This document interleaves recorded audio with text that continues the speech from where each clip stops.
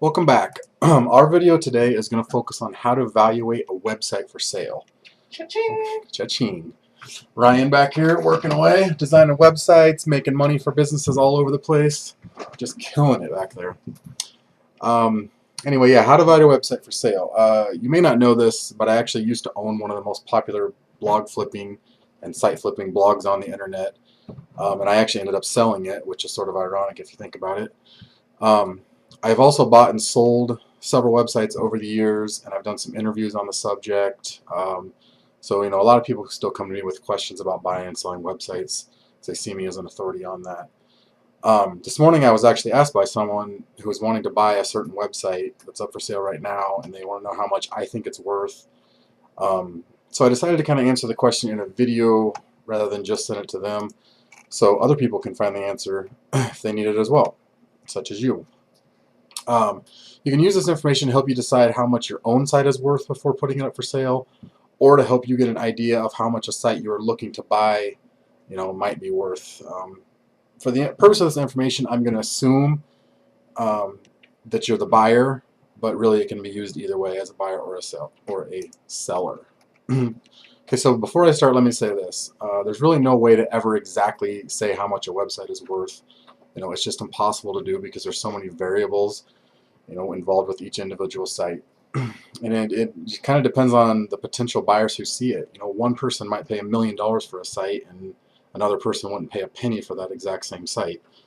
So with that being said, there are some ways to get a general idea of how much a site might be worth, so you kind of have a basic guideline to go by rather than just taking a wild guess and hoping you're close.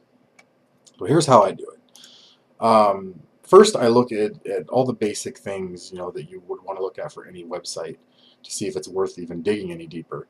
Those would be things like how long the site's been around, how many backlinks it has, its page rank, how many pages or posts it has on it and indexed, how many subscribers it has, if it has high Google rankings, for the keywords it targets, the search volume for the niche it's in and the keywords it ranks for, average monthly traffic and earnings, where the majority of traffic and earnings come from, how difficult it would be to maintain them and the site in general, how much time and money needs to be put into the site on a monthly basis, the reputation of the owner, and so on and so on.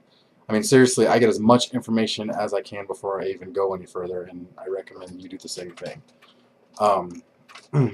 If I'm still interested after looking at all of those things, then I will move forward with my process of evaluating it.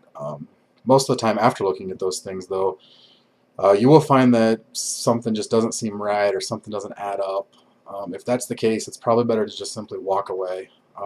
It really needs to have solid stats and a great history in order for me to stay interested.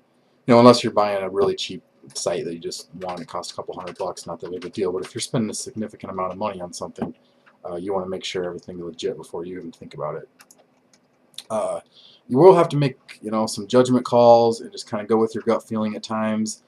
If you find that you're trying to convince yourself to move forward with it, then you're probably making a bad decision. You should only continue if everything seems perfectly legit and you're still really excited about it after at this point, kind of after looking at all those things that I just mentioned above. And honestly, most sites you find for sale are simply not worth buying. So don't be surprised if a site you initially thought would be like a steal or awesome and you really wanted it, ends up being, just not being all you thought it would be cracked up to be. And after you dig a little further, something just isn't right about it. Just walk away at that point. So if I'm still interested in the site at this point, here's 4 things that I take into account. The first one is the income value. This differs based on how long a site has been around and how well established it is, things like that. A newer site will typically bring 10 times the monthly earnings, if it's even earning anything. But a more premium site with a longer history can easily go for 24 times the monthly earnings. For this video, I'm going to assume you're looking at a well-established premium site, it's been around a long time, has a solid history, and we're going to say it earns $2,000 a month on average right now. So the income value for that site would be $48,000. You take the 2,000 times 24. The second thing is the traffic value. So let's say the site averages like 10,000 unique visitors a month. So if you started a brand new site and you wanted to immediately match the traffic using pay-per-click or something like that at just 10 cents per click, it would cost you $1,000 a month to do that. This is a number I take on a 1-year rate, as a 1-year rate. So the traffic value would be $12,000 in this case.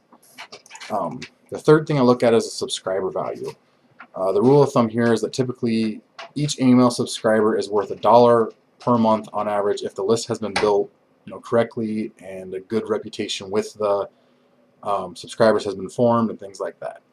So if the site had a list of 1,000 subscribers being sold with it, then they would be worth $1,000 per month. This is another one I calculate per year, so the subscriber value is $12,000. And then the fourth thing is the content value. Let's say the site has 500 pages, and you say you wanted to just start the site from scratch and build it yourself, and pay someone just $5 per page in order to build that site, which is honestly very low. I mean, anyway, but just for the purposes of this video, we'll say that. So $5 per page times 500 pages, $2,500. So that's what the content value would be at.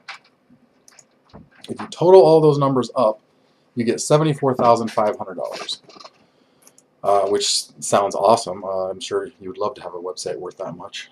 But now, that is not actually how much the site is worth, because if it wasn't for the content, the traffic, the subscribers, etc., all those other things, there wouldn't be any income. So they all kind of go hand in hand. So you can't really separate them all out and then add them back together individually, because some simply can't exist without the other. Yeah, it can be quite confusing to do, so that's why it's really not easy to evaluate a site.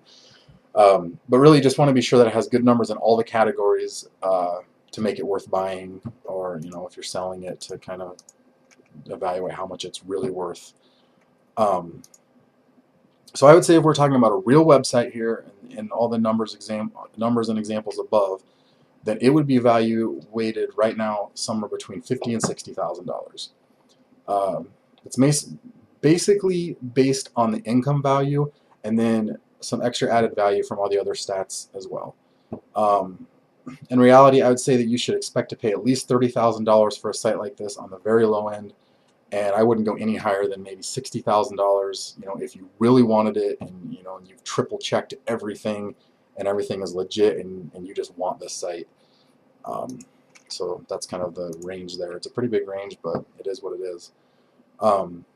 Ultimately, a site is really only worth as much as someone's willing to pay for it. So, like I said, it's a very difficult thing to judge. But hopefully, you now have a better understanding of how to get a decent estimate of a site and kind of how to evaluate it and maybe see what a site might be worth if somebody's trying to rip you off or not.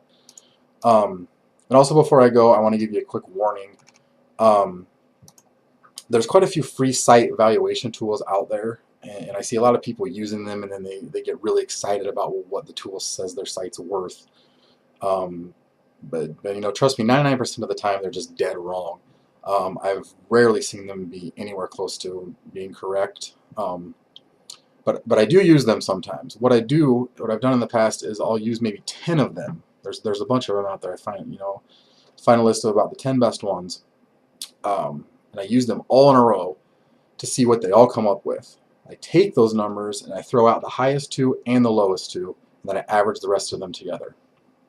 And take that average and compare it to what I had already come up with as the site's value using the system I just told you about a minute ago. If the numbers are somewhat close, then it does at least help to confirm your estimate. But that's really all I would trust them for. So don't throw your site into one of them and it comes back and says your site's worth $100,000. I've seen them say Google's worth like $10,000, and then some other crappy site is worth like 10 million. I mean, they're just totally wrong a lot of the time. So yeah, do not trust them on a one-on-one basis. So that's really it for today. Now go to bealwaysmarketing.com, see how we can help you take your business to the next level. You might even be able to sell your own site for a huge profit and go retire in the Bahamas. Bam! Bye!